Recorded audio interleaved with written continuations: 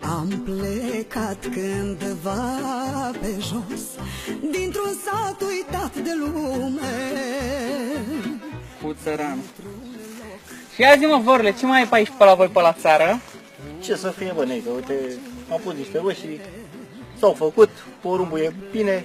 Păi da, voi n-aveți bani să vă duceți la supermarket, să le luați deja gata făcute. Vă chinuiți ca proști să puneți de astea. Da, na, ca și e la țară, ce să faci, da. Asta e.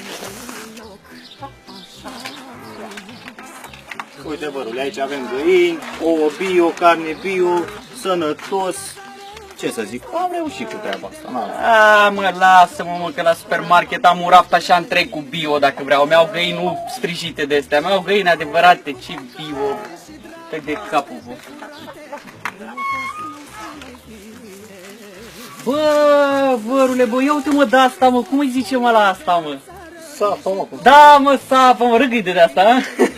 Da, mă, mi-aduc aminte, eram... Ia uite și de asta, bă, cum zice la asta, că mă jucam eu cu ea în pământ când eram mic așa să pam. Cum îi zice la asta? Casma, mă. Casma, bă, da, casma, da. Bă, dar la asta cum îi zice, mă? Tu-ți gura măcii de furcă. Acum știi, a?